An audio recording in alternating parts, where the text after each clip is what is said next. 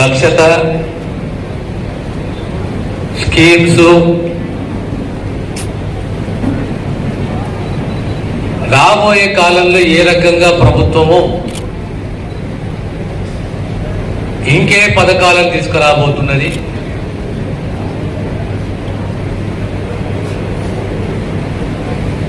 గ్రామ స్థాయి, మండల స్థాయి, నియోజకవర్గం, జిల్లా, రాష్ట్రము.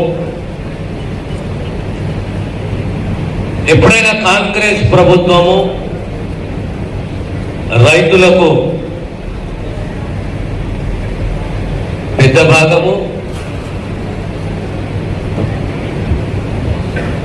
వ్యవసాయం దండుగ కాదు పండుగ, రైతు సుభిక్షంగా ఉండాలి అనే నినాదమే కాదు సిద్ధాంతం కాంగ్రెస్. ఈ రుణమాఫీ అనేది ఆనాడు జాతీయ స్థాయిలో, దేశ స్థాయిలో, రాష్ట్ర స్థాయిలో రాజశేఖర రెడ్డి గారు మన ప్రియతమ నాయకుడు ముఖ్యమంత్రిగా ఉన్నప్పుడు మనం అమలు చేసుకున్నాం. మళ్ళీ మన సుమారు 22,000 కోట్ల రూపాయలు మన ప్రాంతానికి సంబంధించి సుమారు 214 కోట్ల రూపాయలు రుణమాఫీ, దాంతో సహా రైతు భరోసా, మళ్ళీ ఇప్పుడు రైతు భరోసా అందిస్తున్నాము. రైతు బీమా, విజయవంతంగా రైతు బీమాని ఈరోజు మనం అమలు చేసుకుంటున్నాము. అదే రకంగా మహాలక్ష్మి పథకము, మహిళలకు ఉచితంగా ప్రయాణము, బస్సు, ఆర్టీసీ బస్సులో ప్రయాణము, గృహజ్యోతి, గ్యాస్ సిలిండరు, ఈ రకంగా కొత్త రేషన్ కార్డులు, దేశంలో మొట్టమొదటిసారి రేషన్ కార్డు ద్వారా ఆ కుటుంబాలకు, ప్రజలకు సన్న బియ్యము, ఎప్పుడైనా కాంగ్రెస్ ప్రభుత్వము శ్రద్ధ చూపెట్టి ఈ మహిళా సంఘాలను బలోపేతం చేయాలి. గ్రామ స్థాయిలో గ్రామ సమైక్యనే కానీ, మండల సమైక్యనే కానీ, జిల్లా సమైక్యనే కానీ వాళ్ళ బ్యాంక్ లింకేజ్ లోన్స్ ఇప్పించాలి. ఆనాడు పావులా వడ్డీ అని చెప్పాము. 2013లో వడ్డీ లేని రుణాలు సకాలంలో మీరు లోను వడ్డీ చెల్లించండి, ఈ వడ్డీ పైసలు మేము చెల్లిస్తామని చెప్పి 2013లో ఆ పథకాన్ని తీసుకురావడం జరిగింది. తిరిగి ఈనాడు విజయవంతంగా మీరు లోన్లు తీసుకున్నా ఖచ్చితంగా 3 మాసాలు, 4 మాసాలు, 5 మాసాలలో ఆ వడ్డీ పైసలు తిరిగి సకాలంలో మీరు చెల్లిస్తే మీకు చెల్లించే బాధ్యత ప్రభుత్వం తీసుకుందనే విషయాన్ని మీకు సవినయంగా తెలియజేస్తున్నారు.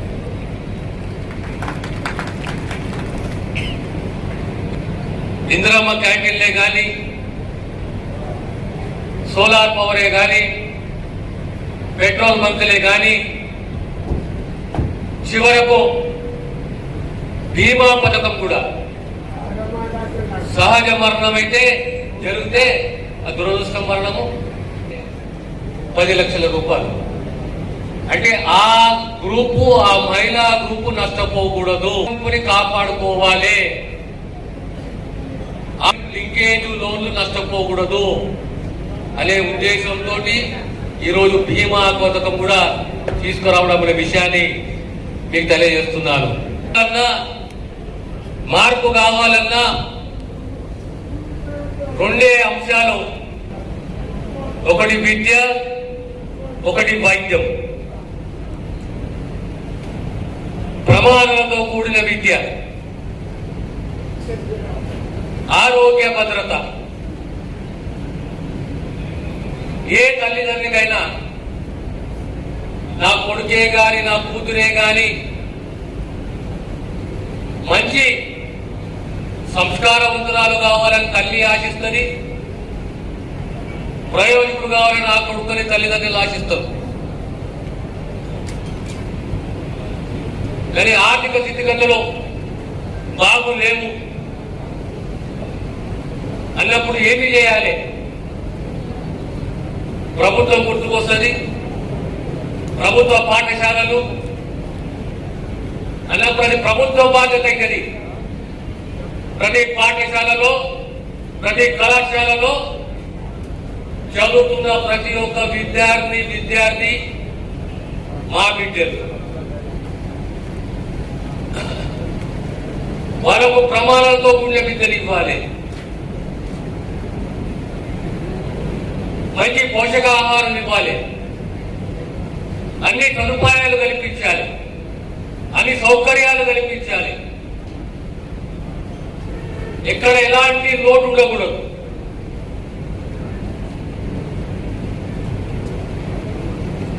ఈరోజు మన ప్రాంతము మోడల్ స్కూల్సే కానీ, కస్తూర్బాలే కానీ, పాలిటెక్నిక్సే కానీ, మన మళ్ళీ ఫార్మసీ కళాశాల రాబోతున్నది అందోలకు.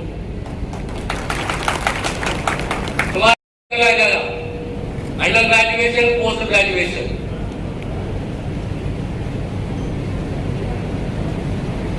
నర్సింగ్ కాలేజ్ తెచ్చుకున్నాం మనం. 150 పడకల హాస్పిటల్ తెచ్చుకున్నాము. ఆ 150 పడకల హాస్పిటల్లో ట్రామా కేర్ అంటే ఇక్కడ 30 కిలోమీటర్లు పోయినా ఇటువైపు 30 కిలోమీటర్లు ఎక్కడ యాక్సిడెంట్ ప్రమాదం జరిగినా 10 నిమిషాలలో మన జోగిపేటకు చేరాలి, మన చక్ర శిక్షణ అందించాలనే ఉద్దేశంతో జోగిపేటలో హాస్పిటల్లో ట్రామా కేర్ సెంటర్ ఏర్పాటు చేశాం.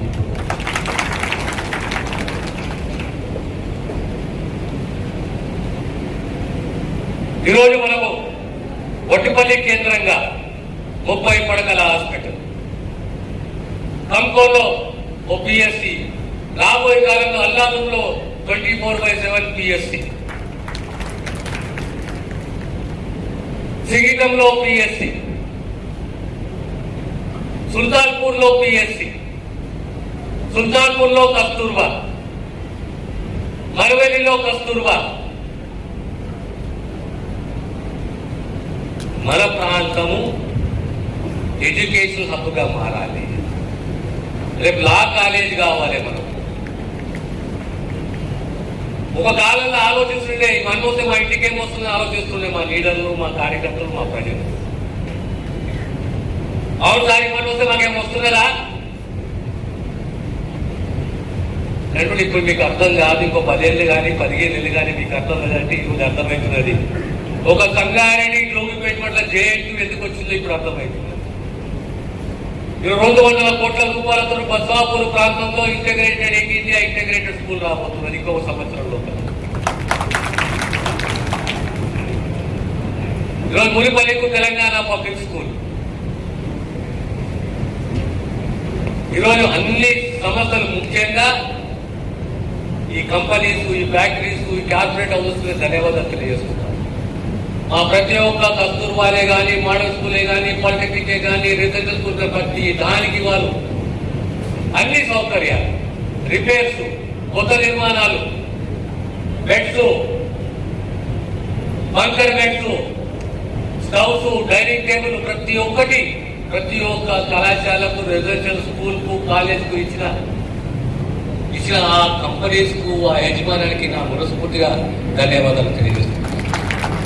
అయినా సరిపోలే, ఇంకా కావాలి, మనం ఇంకా తెచ్చుకోవాలి. మనం అందులో కాన్ఫరెన్స్ లో ప్రతి ఒక్క విద్యా సంస్థ ఒక ఉదాహరణగా మారాలి యావత్ తెలంగాణ రాష్ట్రానికి.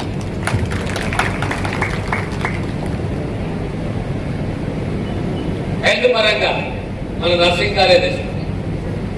మన గ్రామాల్లో ఉన్న అమ్మాయిల కలగనాలి, నేను నర్సింగ్ ఆఫీసర్ అవుతాను, నేను సమాజానికి సేవ చేస్తాను, నాకు ఆ సత్తా ఉన్నది, నాకు ఆ ధైర్యం ఉన్నది అనే స్థాయికి మన పిల్లలు ఆ స్థాయికి చేరాలి. మొన్న మేము శివాపేట పాలిటెక్నిక్ పోయినాం. మళ్ళీ అడిగిన సార్ మాకు ఇంకా ఈ అంశాలకు తక్కువనే కొన్ని వస్తువులు మాకు కావాలి, కొన్ని ఇన్ఫ్రా మాకు కావాలి. అదే రకంగా ఏ ప్రాంతమైన సింగూరు ఉన్నది, అన్నిట్లో దగ్గర ప్రాంతము తెలంగాణ మన హైదరాబాద్ అంటే Singur dam. The nearest water body to Hyderabad, the capital of Telangana is Singur. సింగూరుని మనం తీర్చిదిద్దాలి. ప్రతి వారం కనీసము 4,000, 5,000 మంది పర్యాటకులు ఆ ప్రాంతానికి రావాలి, సందర్శించి పోవాలి. అంటే సుమారు 100-200 కుటుంబాలు భార్య రాకతోటి పొగతోటి వాళ్ళు బ్రతుకుతారు. ఈరోజు మనం అనుకున్నాము, మా నాయకులందరూ అడిగారు మనకి ఇంకొక లిఫ్ట్ ఇరిగేషన్ కావాలని చెప్పేసి. మరేది ఈ తాత పట్టించుకోలే, ఈ నాయకుడు పట్టించుకోలే, సింగూరు తాలూకు మరమ్మతులు కావాలి, సీసీ లైటింగ్ కావాలి. ఈరోజు 200 కోట్ల రూపాయలతో సింగూరు లైనింగ్ పనులు మొదలైనవి. అదే రకంగా రేపు పొద్దున పెద్దరెడ్డిపేట ఎత్తిపోతల పథకం, పెద్దారెడ్డిపేట ఎత్తిపోతల పథకం తీసుకురావాలి. మా రైతులకు కళలు సహకారం దిశగా మా ప్రయత్నము, మా కృషి ఉంటుందని నేను మీకు విరమించుకుంటున్నాను. ఇవన్నీ ఎందుకు అంటే రాజకీయాలలో ఓటమి, గెలుపు, గొలుపు, ఓటమి సహజము, స్వార్థము, మోసము, కాగా దరిద్రం. అది నాయకత్వం పారదర్శకత ఉండాలి, నాయకుడు ఆదర్శవంతుడుగా ఉండాలి, నమ్మికి మోసం చేయకూడదు. డబ్బు సర్వం కాదు. ఈరోజు మనం రాజశేఖర రెడ్డి గారిని గుర్తు చేసుకుంటాం, ఈరోజు ఇందిరామ్మని గుర్తు చేసుకుంటాం, ఈరోజు నెహ్రూని గుర్తు చేసుకుంటాం. నాయకత్వం అనేది దార్శనికత్వంతో ఉండాలి. రాబోయే తరం ఏ రకంగా జీవించాలి, బతకాలి అని చెప్పేసి ముఖ్యమంత్రి గారు అంటారు, విద్య సహజ విద్య కాదు, నైపుణ్యంతో కూడిన విద్యను అందించాలి మన పిల్లలకు అంటారు. Education with skill, because this is a competitive world, cut throat world. You have to survive in this world. విద్య, వైద్యము అనేది ప్రభుత్వ బాధ్యత. ఏ కుటుంబం ఎన్నిసార్లు చెప్పాను మా ప్రజలకు, మా నాయకులకు, మా కార్యకర్తలకు, గుడ్డిగా ఒక హాస్పిటల్ పోకండి, మీరు అప్పుల పాలవుతారు. ఈ ప్రభుత్వము, మీ ప్రభుత్వము ఏ శస్త్రచికిత్స అయినా, ఎలాంటి చికిత్స అయినా ఒకసారి నా ఆఫీస్కి చెప్పండి, అలాంటి నా రోగం ఉన్నది, దీనికి చికిత్స కావాలని చెప్పేసి. ఎందుకంటే దేశంలో, రాష్ట్రంలో కూడా అవుట్ ఆఫ్ పాకెట్ ఎక్స్పెండిచర్ ఎక్కువైపోతుంది. 2 సార్లు, 3 సార్లు, 4 సార్లు హాస్పిటల్ పోతే అప్పుల పాలవుతున్నాం. కానీ అవే సౌకర్యాలు, అవే సేవలు ఈరోజు ప్రభుత్వం అందిస్తుంది. ఈరోజు మీరు పేపర్లో చదివారు, 18 మాసాల బాలునికి లివర్ ట్రాన్స్ప్లాంట్. బయట చేయించుకుంటే 60 లక్షల రూపాయలు అవుతాయి. కానీ ఉస్మానియా హాస్పిటల్ ఘనత, చరిత్ర. మీరు పేపర్లో చదివారు, ఐపీఎఫ్ సెంటర్స్ గాంధీలో. కానీ అదే సేవలు ఉచితంగా సర్కారు మీకు అందిస్తుంది. ఈరోజు సర్కారు ఆలోచన ఏంటి, ప్రభుత్వ ఆలోచన ఏంటి అంటే, ఏ కుటుంబమైనా ఎవరైనా జిల్లా స్థాయిలో 90% వైద్య సేవలు అందియాలి. మిగతా ఆ 10% అనేది సూపర్ స్పెషాలిటీ ట్రీట్మెంట్ కేవలమే చెట్ట నగరాలకు పోవాలి. లేకపోతే 90% సేవలు జిల్లా స్థాయిలో ఆ కుటుంబాలకు, ఆ రోగులకు అందియాలనే తప్పున. ఇలా క్యాన్సర్ ట్రీట్మెంట్ తీసుకోండి. ప్రతి జిల్లా ఆసుపత్రిలో day care cancer treatment centre ఉన్నది. మొదటిసారి మీరు ఎంఎన్జీకి పోతే, క్యాన్సర్ సెంటర్ ఆఫ్ ఎక్సలెన్స్ ఎంఎన్జీకి పోతే, రెండోసారి మీకు చికిత్సలు జరిగేది ఎక్కడ అంటే మీ సొంత జిల్లాలో. కీమోథెరపీ జరిగేది ఎక్కడంటే మీ సొంత జిల్లాలో. అదే రకంగా డయాలసిస్ సెంటర్లు, ఈరోజు 106 డయాలసిస్ సెంటర్స్ ఉన్నాయి. రేపు రాబోయే కాలంలో ఇంకా 79, 70, 80 డయాలసిస్ సెంటర్లు తెరవబోతున్నాము. ప్రతి 25 కిలోమీటర్లకు జోగిపేట దాటి సంగారెడ్డిలో డయాలసిస్ సెంటర్ ఉండాలి, సంగారెడ్డి దాటి పటాన్చెరులో డయాలసిస్ సెంటర్ ఉండాలి, అటుపోతే డయాలసిస్ సెంటర్ జైరాబాద్ ఉండాలి. ఎక్కడ పోయినా రోగికి ఎలాంటి నష్టము, ఇబ్బంది, అప్పుల పాలు కాకూడదనే ఉద్దేశంతో ఇంకా అదనపు 79 డయాలసిస్ సెంటర్లు ఓపెన్ చేయబడ్డాయి. Trauma level 3, trauma level 2, trauma level 1. Trauma level 1 అంటే హైదరాబాద్. ఎమర్జెన్సీ సర్వీసెస్ ఈనాడు జోగిపేటలో ఎమర్జెన్సీ సర్వీసెస్ ఉంటాయి, అంబులెన్స్ ఉంటుంది. ఏ 30 కిలోమీటర్లు 40 కిలోమీటర్లు 35 కిలోమీటర్లో ఎక్కడ ప్రమాదం జరిగినా 15 నిమిషాలు ఎమర్జెన్సీ రెస్పాన్స్ టైం అంటుందండి. ఈ ఆర్టీ 15 నిమిషాలు కాదు, 11 నిమిషాలలోనే ప్రమాదం గురైన ఆ వ్యక్తిని తీసుకొచ్చుకున్న హాస్పిటల్లో భర్తీ చేయాలి, ట్రీట్మెంట్ మొదలు పెట్టాలి. ఆ దిశగా ప్రభుత్వం ఆలోచించాలి. ఈరోజు Telangana institute of medical sciences దీనిని మొదలు పెట్టినాం. ట్రయల్ బేసిస్ లో పేషెంట్స్ కూడా మొదలు పెట్టినాం. 3 టీమ్స్, ఒకటి అల్వాలు, ఒకటి శరత్ నగర్, ఒకటి ఎల్బీ నగర్. శరత్ నగర్ ప్రత్యేకంగా కార్డియాలజీ, గుండెకు సంబంధించి. టిమ్స్ అల్వాల్ ప్రత్యేకంగా nephrology. TIMS LB Nagar gastroenterology, మన కడుపుకు సంబంధించి. క్యాన్సర్ ప్రత్యేకంగా ఎంఎల్జీ ఉంది. ఆ రకంగా 90% ట్రీట్మెంట్ అనేది జిల్లా స్థాయిలో అందియాలి. ప్రధానంగా 100 పడకల హాస్పిటల్ స్ట్రెంథెన్ చేయాలి, రెఫరల్ సిస్టమ్ సిద్ధం చేయాలి. ఓ కుటుంబాన్ని ఆరోగ్యపరంగా అప్పుల పాలు కాకూడదు, భరోసా ప్రభుత్వం ఇవ్వాలి, ఆదుకోవాలి, బాసటగా ఉండాలి, సేవలు అందియాలి, టాప్ క్లాస్ సేవలు అందియాలి. విద్య, వైద్యం అనేది ప్రభుత్వం యొక్క ప్రధాన అంశాలు. ఆ కుటుంబాన్ని విద్యాపరంగా ఆదుకోవాలి, ఆరోగ్య భద్రత కూడా ఆ కుటుంబానికి అందియాలి అనే తప్పునే ఈ ప్రభుత్వం. రాబోయే తరం ఏ రకంగా మనం కాపాడుకోవాలి. అందుకోసం ఇంకో మాట అన్నాను, రాజకీయాల్లో ఓటమి సహజం అనేది జరుగుతూ ఉంటుంది, గెలుపు ఉంటుంది. కానీ చరిత్రలో మిగిలిపోయే దిశగా మన ప్రయత్నము, మన కృషి ఉండాలి. రెసిడెన్షియల్ స్కూల్కి పోతానికి నా ఊరికి పోలేదు. ఎందుకంటే ఆ భవిష్యత్తుని నిర్మాణించబోతున్నాం. రాబోయే తరాన్ని నిర్మించే ప్రయత్నంలో ఉన్నాం మనం. మన పిల్లలు ప్రత్యేకంగా నేను నమ్మేది అమ్మాయి చదువు. I believe in girl child education. అమ్మాయి బిడ్డగా, కూతురుగా, భార్యగా, తల్లిగా సంసారాన్ని తీర్చిదిద్దుతుంది. I believe in girl child education. విద్య సంపూర్ణంగా నేను మార్చదు, కానీ సంస్కారవంతులం కావాలి. సమాజంలో తలెత్తుకుని బతికే రకంగా మనం ఉండాలి. ఒక మాట, ఒక లెక్క, ఒక పద్ధతి, ఒక బాధ్యత అనేది మనకు ఉండాలి. డబ్బు సర్వం కాదు, అబద్ధాలు సర్వం కాదు. అబద్ధాలు మోసము, డబ్బు మోసము. జీవితంలో జవాబుదారీతనం ఉండాలి. ఎక్కడమైనా, ఏ గ్రామానికి పోయినా, ఏ ప్రాంతానికి పోయినా, ఏ సమాజంలో కూర్చున్నా ఒక నాయకుడు అనేవాడు ఆదర్శవంతుడుగా ఉండాలి. ఈరోజు సుమారు 30-35 సంవత్సరాలు ఈ ప్రాంతంలో, నా తక్కువ 30-65 సంవత్సరాల సేవలు మీకు అందిస్తున్నాం. సార్ పనిచేస్తారంటారు సంతోషం, సార్కి ఈ పనిచేస్తే ఏమొస్తుంది ఒకరంటారు సంతోషం. కానీ నాయకుడు అనేవాడు అల్టిమేట్లీ సమాజము, అకౌంటబిలిటీ, పే బ్యాక్. నీ ఓటరు, నీ ప్రాంతం, నీ ప్రాంత ప్రీతి ఉండాలి, తిరిగి ఆ ప్రాంతానికి చెల్లించే తప్పన ఉండాలనే విషయాన్ని మనం అందరం కూడా ఈ కార్యక్రమాన్ని ఈరోజు యంగ్ డైనమిక్ ఉన్న కలెక్టర్, మా ఎస్పీ గారు రాష్ట్రానికి